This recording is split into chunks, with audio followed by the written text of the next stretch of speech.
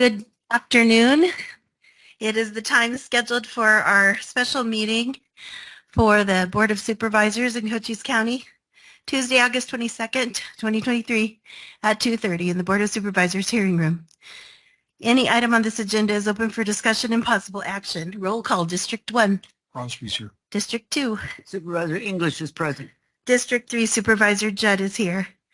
Members of the public may also attend this meeting via Microsoft Teams computer or mobile app or via phone by calling 602-609-7513 or 888-680-6714, conference ID 167-746-089#.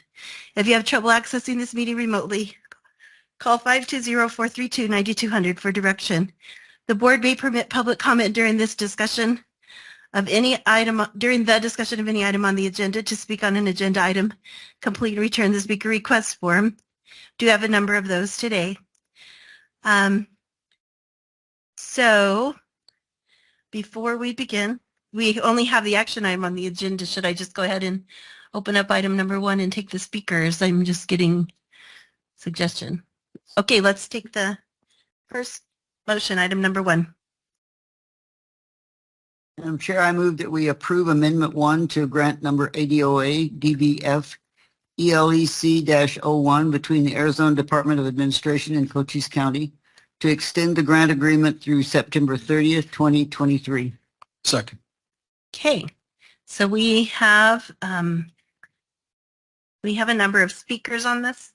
Are they speaking about the grant extension or are they speaking Possibly about item number 2?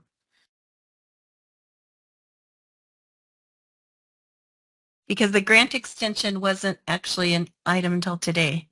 No. On my agenda, item number 2. Item number 1, sorry. Item number 2 is 0.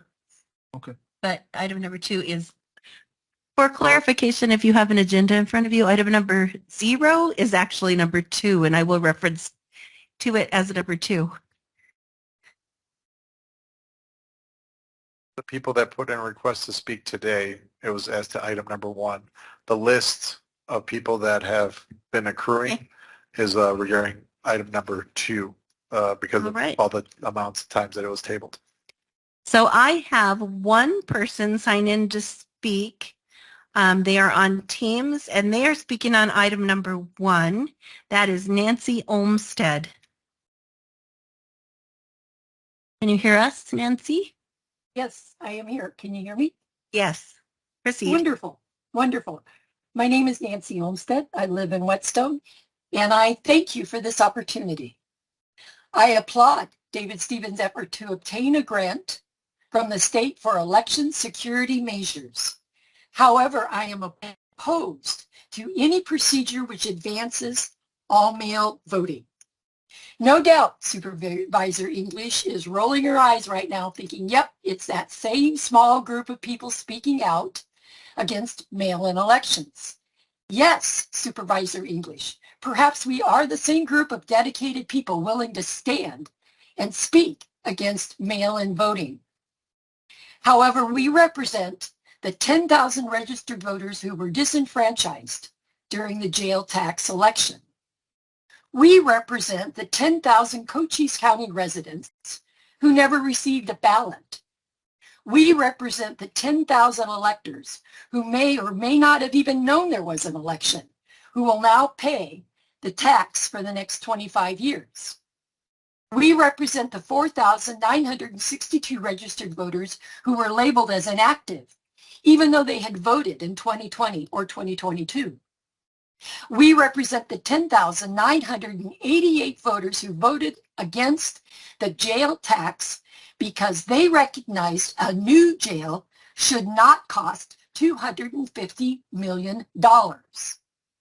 We are against mail-in elections because they are flawed.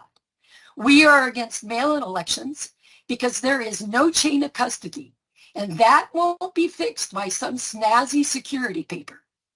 We are against mail-in elections because they disenfranchise voters. We are against mail-in elections because, as Supervisor Judd so aptly said during the July 25th meeting, quote, when we have an in-person election, we don't have any chance of winning, unquote. I understand, Supervisor Judd, you may be upset that we are speaking out.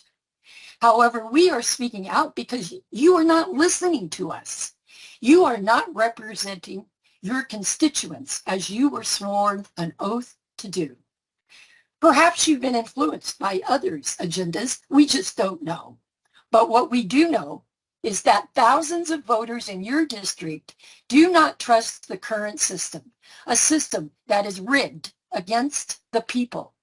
We want no machines, one-day voting, paper ballots, precinct voting centers.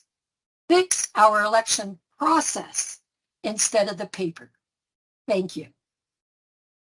Okay, our next speaker is, oh, we don't have another speaker on this item, sorry. Okay, we're going to move ahead with this item. Is there any comment or questions by the board? I think that our speaker request forms do address item 1. There were many that were submitted that address item 1. They were handed in and they said agenda item number 1. So I think it's only fair to allow the I'm speakers checking with who the want clerk. to speak to speak. I'm sorry to interrupt.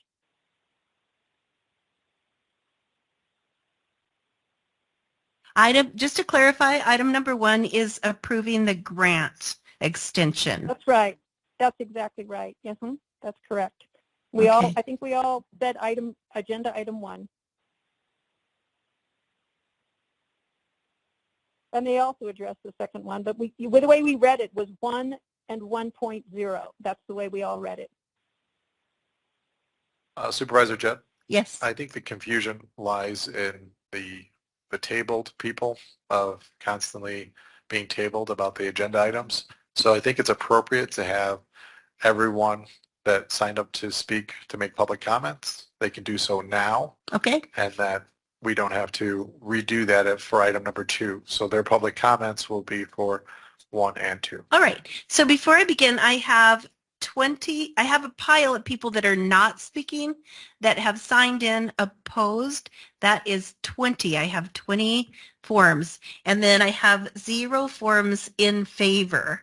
So I'm moving those aside and I'll move on to all of the other speakers for today. Whatever you signed up for, I'm going to call you. Fred Miller, you are on Teams. Are you there? I'm going for the next one. Lee Chadbourne, also on Teams.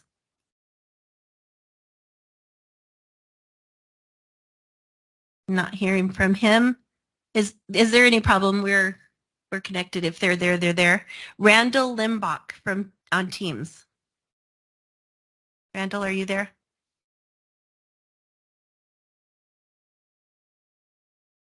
In person, Dany Renata.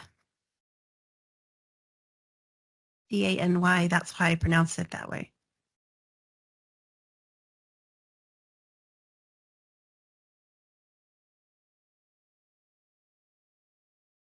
That's not him. Okay. On Teams, Jeff Sturgis. I'm here. Can you hear me? Yes, we can. I wonder why I'm the only one that you can hear right now. Anyway, I read some things written by Cochise County residents who have researched this issue, and I have some questions. Is it true that Recorder Stevens was awarded a $1 million grant before the grant agreement was ever even written? Is it true that our county supervisors Crosby and Judd approved the grant without actually seeing it or any other paperwork that's related to it? Is it true that Recorder Stevens spent over $1,807,500 of the grant money prior to publishing a request for the proposal? Is it true that money, almost 20% of the grant award, was spent without board approval? Is it true that Recorder Stevens is asking for an extension of this grant that terminated 3.5 months ago?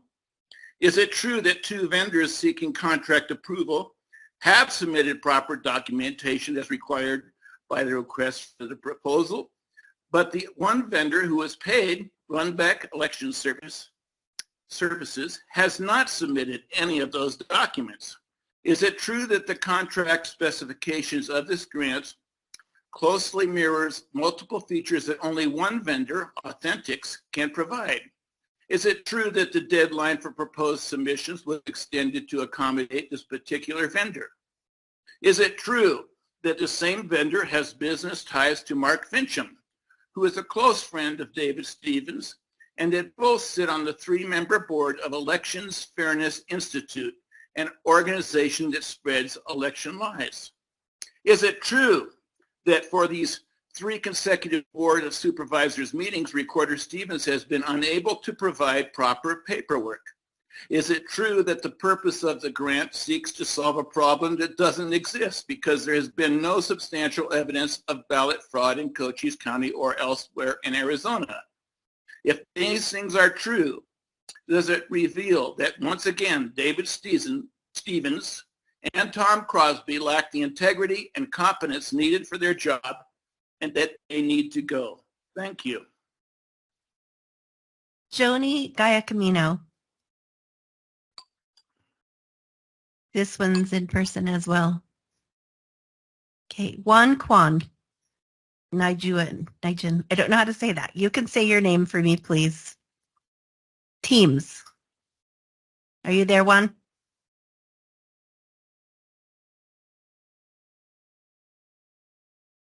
Juan Kwong. Just Juan Kwong. Are you there? So I have to, Jeffster, just if you're still listening, can you hear the other people speaking? You say, am I the only one you can hear? No, I can't hear any of the other ones trying to speak. Okay, But then I do judging by wonder that,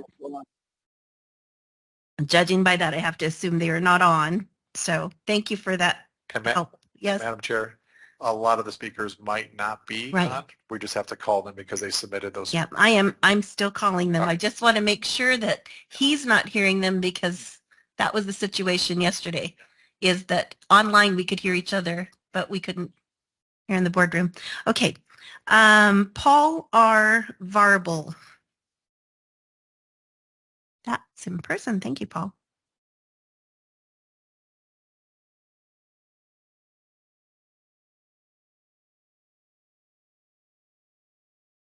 Hello. Good afternoon, guys. I'm Paul Varble from Sierra Vista. You all became criminals when you ignored the Arizona Constitution, Article 4, Part 1, Section 1, Subparagraph 8. And all mail-in election was totally uncertifiable and without a chain of custody, making this action null and void and illegal. Without election integrity, there will be election interference. With election interference, there has been fraud. It only takes one act of fraud to vitiate the outcome of any action, including elections. So no, we don't consent to any type of mail-in ballots or elections, not now, not ever. Mail-in voting is unconstitutional. We demand you nullify your illegal actions and revise it all. Put it on the November ballot. We want no machines, proof of American citizenship with a photo ID everywhere in America. One day, one vote, voter ID required, hand count, paper ballot. Article 4, Section 4 of our Constitution requires our government to protect and defend our borders.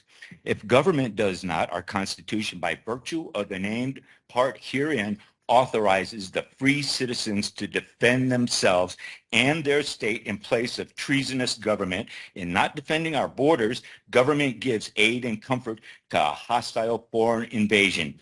Article 3, Section 3 of our Constitution says this is treason. No on mail-in ballots. That's all I got to say. Thank you.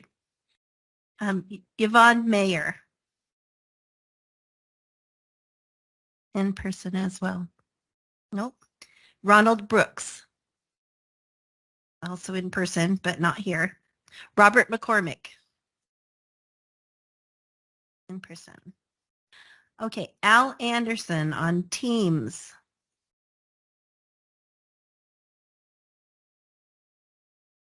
Daniel LaChance on Wait, Teams. wait. Hello. Al Anderson, Can you- hi. Can Yes, I you, can can you now. hear me? Yes. All right, Are you thank you. Al? Yes, ma'am. Okay, thank you, Al. Thanks for speaking up. Al Anderson, Bisbee, Arizona. I'm opposed to spending any more money on a solution to a non-existent problem. We do not have a problem with counterfeit ballots. We already have a yellow ballot envelope, barcode, and provincial ballot system in place that guards against anyone from voting more than once.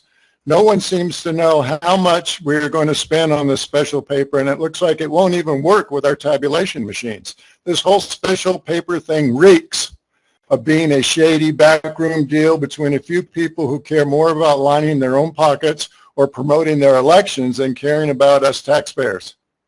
This is just another example of the same old conspiracy theory, big lie, election denying wackoism from people who cherry pick parts of the election laws that they hope support their ignorance and ignores the parts of law that doesn't. Do we not remember when our former Republican Governor Ducey spent 11,000 hours of staff time looking for election fraud and problems, but ended up by saying there is no evidence of widespread fraud or irregularity in Arizona elections? How about when Texas Republican Attorney General Ken Paxton's office logged more than 22,000 hours looking for voter fraud cases and also couldn't find anything wrong, including anything wrong with their ballot paper? Texas is the home state of the company that we might be purchasing this paper from, and our recorder Stevens thinks that we need their paper, but Texas doesn't. So let's say we're going to spend only $1 million, but no one knows for sure. This money could be spent on useful things that would actually help secure our county elections. I could make a joke about spending the money by giving our recorder a car that has red lights and a siren on top to use the next time he tries to arrest law-abiding elderly people for expressing their First Amendment rights, but this whole paper debacle is already a joke. Why not build a whole new county ballot processing facility that would add a whole new layer of public transparency and security to the recorder and elections departments? We could use this money on getting additional secure ballot drop boxes and other ballot security measures, or even give a standardized black ballpoint pen to every voter to use to mark their mail-in ballots. Let's spend this money on something we actually need. Ask Mr. Stevens and Barlsmeyer to come up with a list of useful things other than this paper. Ms. Judd, please show us that you care about county voters and taxpayers. Show us that you are not on the side of the few people who care more about lining their own pockets than caring about the people of this county. Also, it looks like someone in our elections department has already spent almost $200,000 on a dandy paper roller, which appears to be a violation of state and county procurement laws. And if so, I hope that person gets penalized. So how many more lawsuits and attorney fees are we going to get hit with? Chairman Judd, please vote no. Thank you. Thank you. You timed that perfectly, by the way. Next is Daniel LaChance, who is going to be in person, and I don't see him. Inga McCord. I'm here.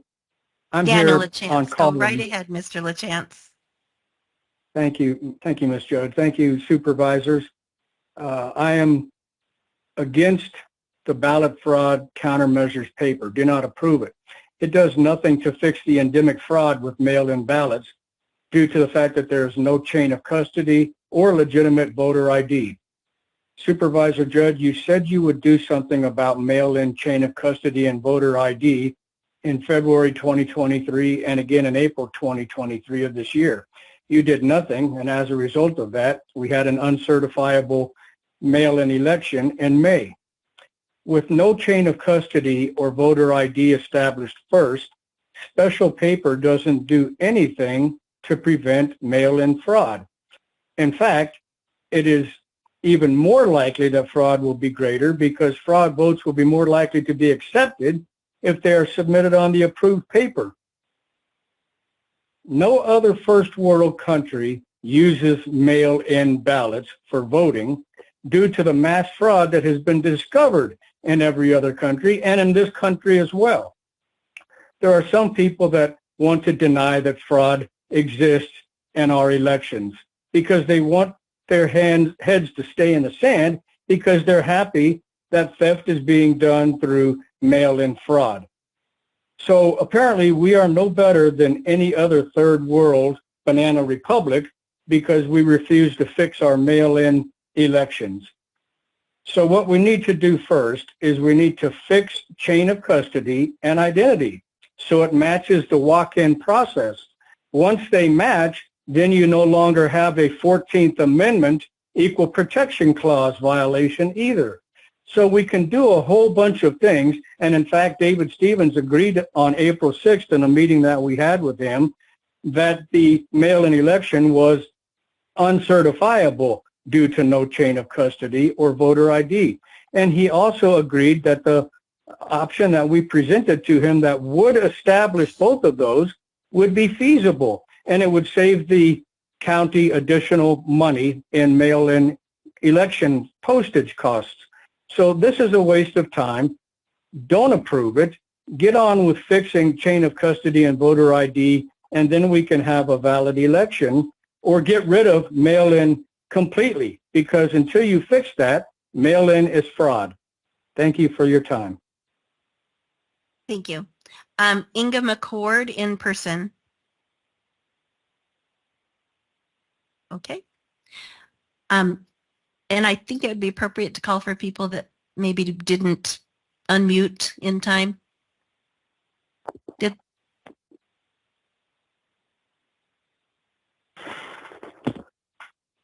Yes, if we could just remind Okay. callers to unmute themselves with *6, Okay. and we can call them in. We're at the end of the list. I was just wondering if anybody's out there that heard their name and was not able to unmute in time. I may have gone too quickly.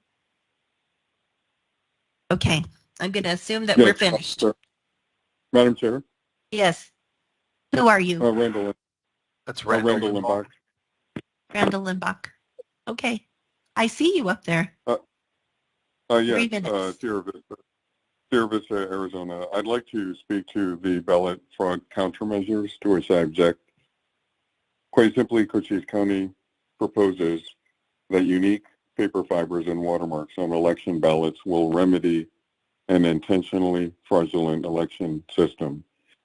In my opinion, this is a simple measure to trick the voting populace into believing all mail elections can be sound and secure, but would likely only serve to legitimize fraudulent ballots. The voter neither, no, I'm not done. I'm not done. Okay. Thank you. The voter neither needs nor wants trickery. And speaking of trickery, why is $31,000 being earmarked for the election security and software system, a system that is unverifiable? What is the meaning of data processing, repair and maintenance, and professional services? Who controls the oversight of these activities, and why will they continue to hide from the voting public all aspects of these hardware and software systems? Will new election machines be required to read the new paper? If so, how will this be funded? Your constituents deserve answers to these questions beforehand, not after the fact. I question which state and local politicians and bureaucrats have an interest in Authentics, Inc. and international security products. Regardless, with election corruption at all levels of government, I believe these fraud countermeasures are a smokescreen to set the stage for all mail elections. To approve this fraud countermeasure system as a legitimate response to the inherent fraud that exists within our election system is akin to building a dam with sand. The only true countermeasures to election fraud are in-person, same-day voting in precincts using paper ballots only, to be immediately followed by a 100% hand count. Your constituents demand a restoration to simplicity with respect to the most important right a United States citizen has, the right to vote. I close by reminding you that one day soon, the facts on nationwide election fraud will be revealed, and I pray that every politician and bureaucrat who knowingly participated in any form of such fraud be subject to the maximum penalty afforded by law. Thank you. Thank you. That is all I have for speakers today. Uh-oh, someone else. This is Allison Morris. I did have a speaker request form submitted, and it was acknowledged, but I have not had an opportunity to speak. She's not on the list, but I think she had signed in every other time. I've got an acknowledgement from Melissa this morning, so that's for sure. And she submitted a form. It indicated that it was not to speak. No, it was to speak. We just have 1 moment. We're consulting. Staff is consulting. Okay. Thank you.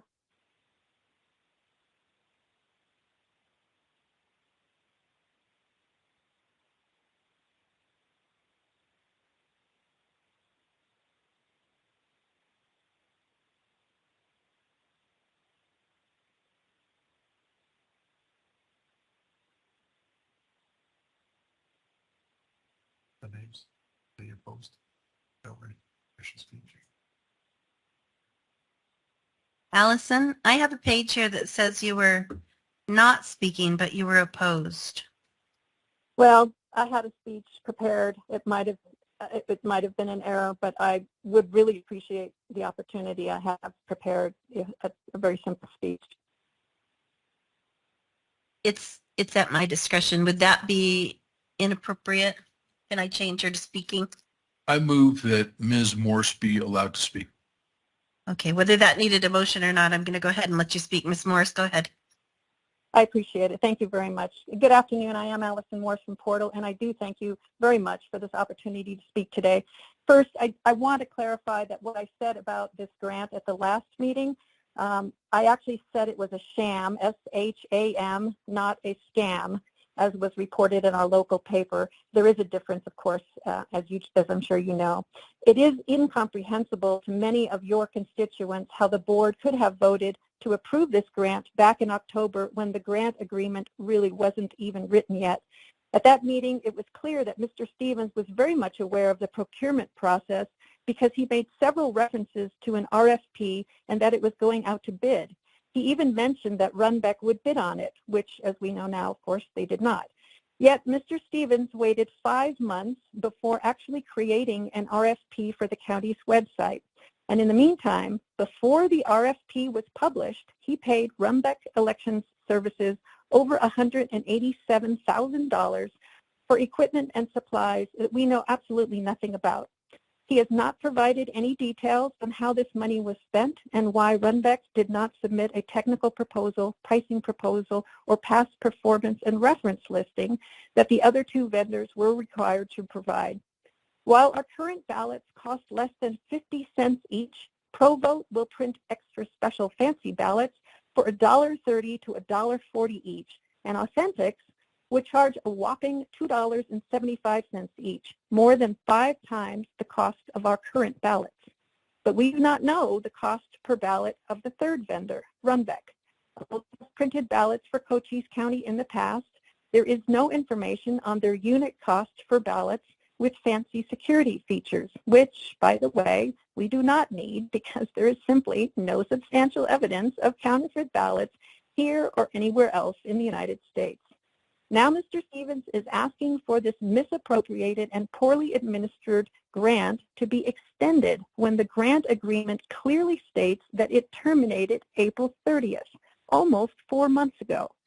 Despite multiple inquiries, a paper trail does not appear to exist that would warrant this extension. The time for the grant to expire is now, and I'm respectfully asking each of you supervisors to vote no on these items. Thank you very much. Thank you. I'm going to open it up to Mr. Stevens if you would like to say a few words. He's here. Any questions for him? I was wondering if we could have Ms. Coppola come up to the microphone just very briefly. Procurement.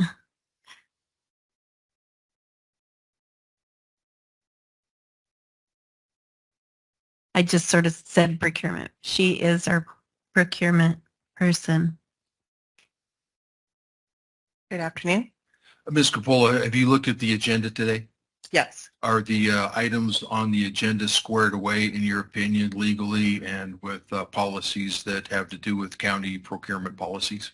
I can only speak to the item 0, which I think was the original item number 1. Okay. And with that, I feel confident that all procedures were followed. Thank you very much. I appreciate your giving us that. That's my only question. Okay. Thank you. I do have a comment about this type of activity, and I don't agree with everyone speaking that maybe Mr. Stevens wasn't doing a good job when he brought this out, because he has expertise, a lot of expertise in computer. He has been able to solve a lot of problems at the state and here, and not just with voting at the state. He was known for being the person that could look at technological things and figure out ways to make them better. That's his career and his background. And when this grant was offered, I believe he saw an opportunity not just to help our county. When you say we have great elections in Cochise County, I believe he saw an opportunity not just to help our county, but to help the state and region and even beyond. It doesn't hurt, in my opinion, then it's just my opinion now, it doesn't hurt to expand your knowledge and experiment with things. I know what the public is saying. I hear that. I hear you all and appreciate each of you. But I do want to let you know that this doesn't mean that our recorder is a bad guy that tried to do something underhanded. He was trying to do something really good, and that's a matter of opinion also, and he makes those decisions, and I trust him to make those decisions. So I think we're ready to vote on item number 1 if there are no other comments. Would you like to say If I may, Madam Chair? Oh, yes. I apologize. Before any further progress, can you read into the record there's 20 people that were opposed? Oh, yes. So read their names. I thought I just had to say how many. I don't mind reading into the record. And, Thank you, Madam and I'd Speak like vote. to speak on item number 1 before we vote on it, please. Okay, and I will allow you to speak. So these are the people opposed. Deborah Herzog, Mary Renee Donaldson. I have to turn pages. Rose Ann Rowlett, April Newman, Susan. Do we normally read the names? No, not normally, but I was just asked to do that. Okay. Susan Phelps, Christine Rhodes. Sorry, I'm stuck. Marjorie Ann Murphy, Henry Von Camacho, Barbara Miller, Jean Guifford, Griffrida, Sarah K. Carter, Ronnie Maestas Condos, Jenny Walston, Francis Grill, Peter Grill, Mary Susan Wacer, Chris Dietz, Elizabeth Faye Tyndall, and Stephen E. McDonald. Okay, now Supervisor English, would you please make your comments? Well, my comment is some of these comments have been on both 1 and 2, and I'm concentrating on 1 because that's the agenda item that is on the floor before us to approve an amendment. And my reason for asking you not to approve an amendment is because in the contract, which we were not privy to see until much later, it was specifically stated that if you wanted to extend this contract, you needed to ask 30 days before it ended. And there's a good reason for that. You know, they want to know, you know, is the money going to be spent or what's going to be happening? But that didn't happen because there was no significant progress on an RFP by that time for the security measures. And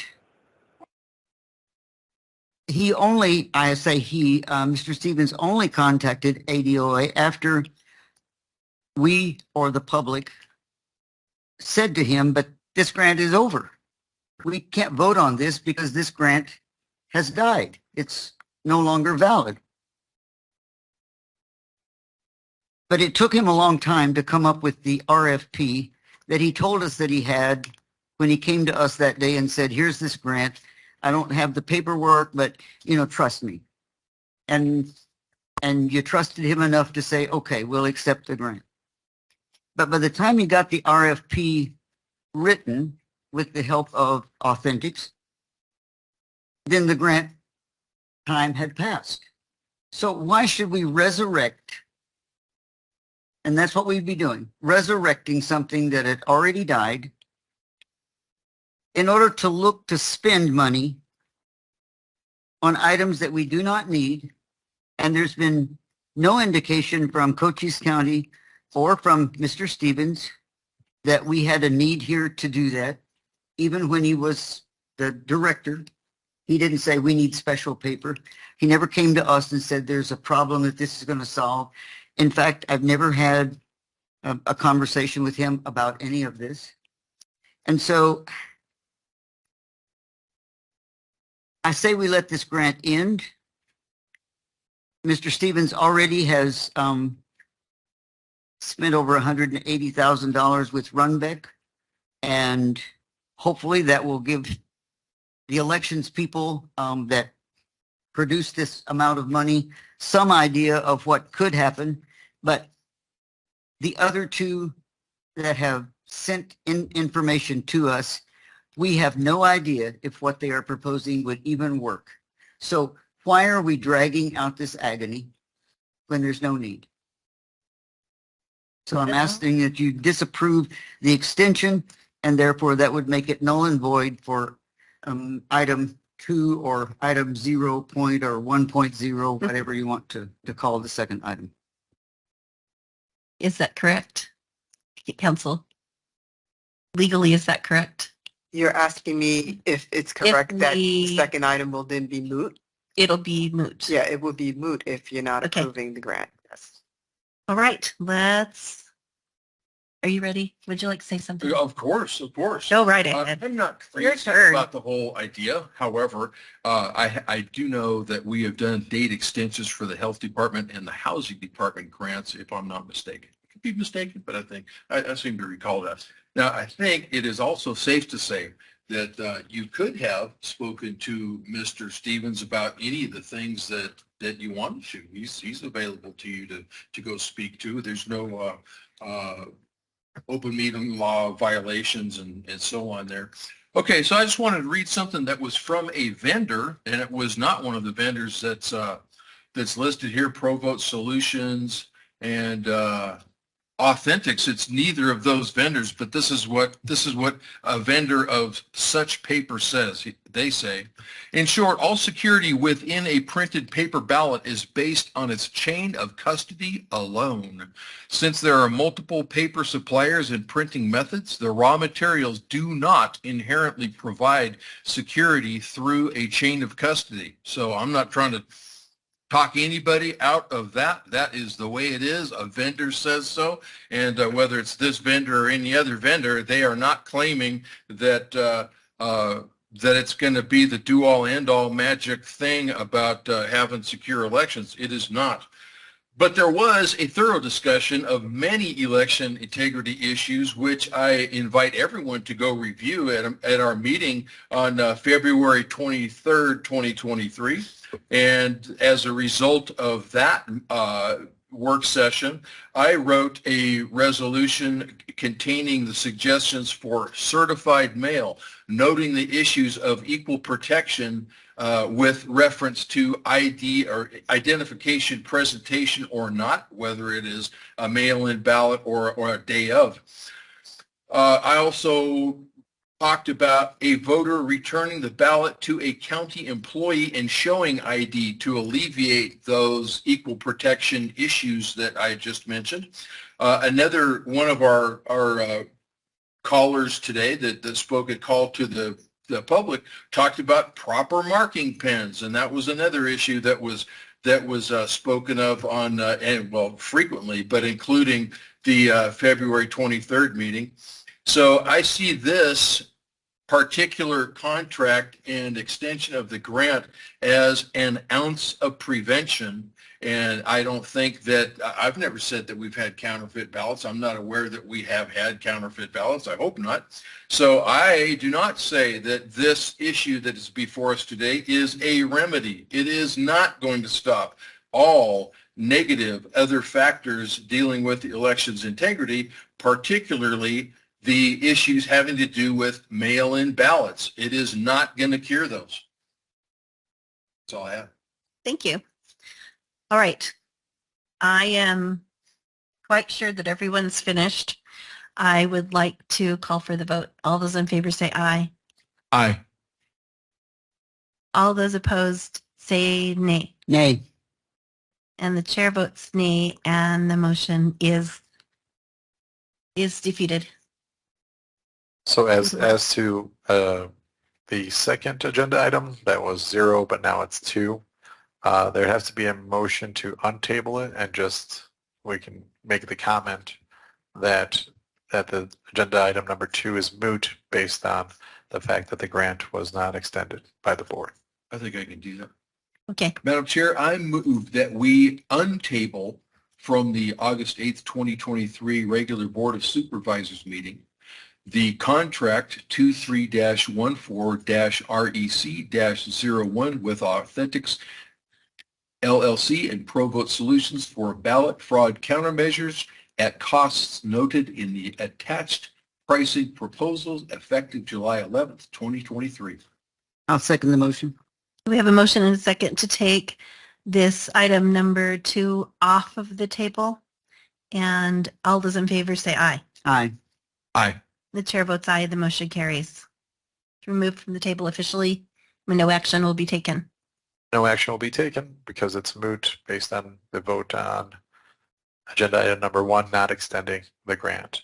And further, I just wanted to explain for people that are in the audience, the reason to read out all the opposition was there was confusion, and this has been tabled over and over again, and especially as we heard for Ms. Morris, that she marked that she didn't want to speak. No, she So did. just to clarify that, and for anyone that submitted anything, they can't say that nothing was read or wasn't indicated about their position. So thank you. Next meeting is on Tuesday, August 29th at 10 a.m. in the Board of Supervisors hearing room. It will be a regular meeting. And you won't be here. Meeting's adjourned.